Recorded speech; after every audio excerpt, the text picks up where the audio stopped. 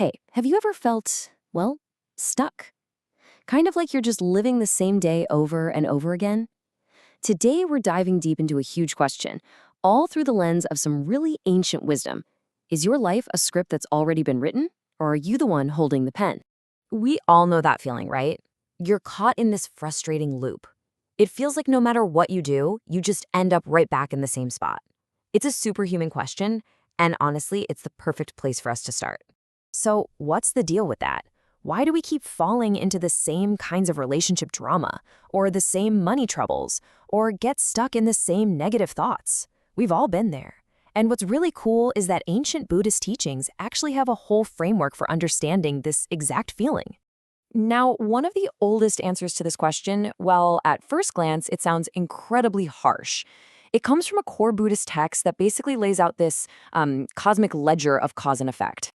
Yep, this text details 23 specific consequences for our actions.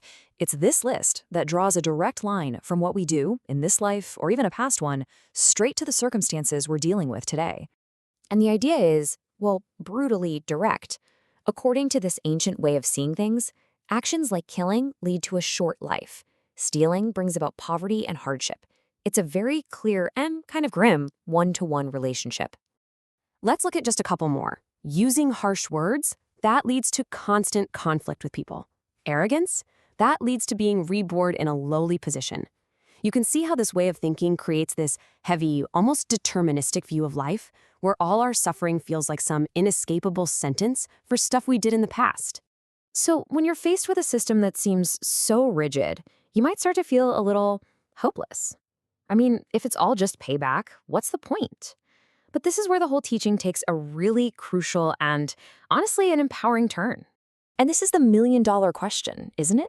Are we just puppets of our past actions? Is our fate completely sealed before we even get a chance to do anything about it? The answer is probably not what you're thinking.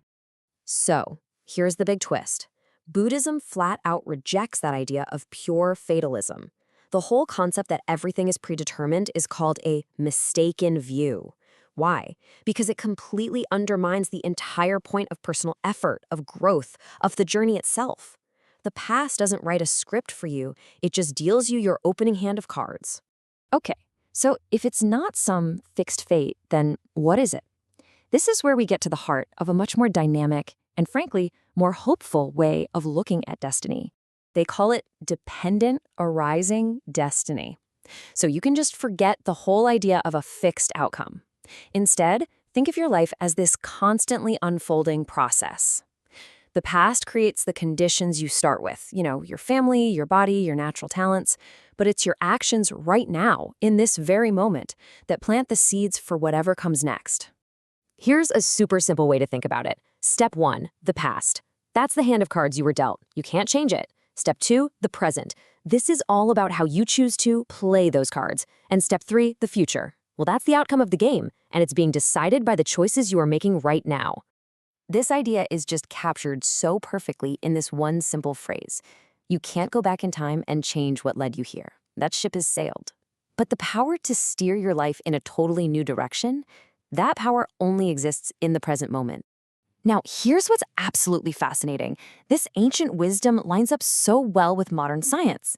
How does this whole rewriting your destiny thing actually work on, a physical level? So what those ancient texts called a karmic imprint, these really deep habitual patterns that are just grooved into us by doing things over and over, is incredibly similar to what modern neuroscience calls neuroplasticity. Every single time you repeat an action or a thought, you are physically strengthening the neural pathways in your brain for it. This creates what you could call a modern karmic loop. Think about it. A tiny action, like checking your phone whenever you feel bored, becomes a habit. That habit strengthens those neural pathways until it's a totally automatic, almost unconscious behavior. This is the exact mechanism behind everything from smartphone addiction to chronic negative thinking. You are literally wiring your own destiny, one small choice at a time. Okay, so if we are the ones wiring ourselves into these patterns, that means we also have the power to wire ourselves out of them. And the path to do that is, well, it's surprisingly simple. See, it's not about making one massive heroic change. It's about the small, almost unnoticeable choices you make every single day. The decision to meditate for just 1 minute, to not make that sarcastic comment, to go for a quick walk instead of scrolling. These tiny things, they're the hinges on which your entire future turns. And please, don't underestimate the power of this.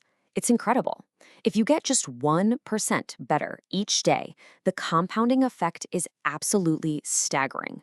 Over a year, you won't just be 365% better. You'll be over 37 times better. That is the literal mathematics of real lasting change. At the end of the day, it all comes down to taking responsibility. And I don't mean blame, I mean responsibility. The moment you truly acknowledge that your life is the sum of your choices, you reclaim your power. You stop being a victim of your past and you become the gardener of your future. And that really brings us to the final thought here. The past dealt the cards, sure, but the game is happening right now. It's not about changing everything at once. It's just about one small thing. So I'll leave you with this. What is the 1% choice you're going to make today to start steering your life in a new direction?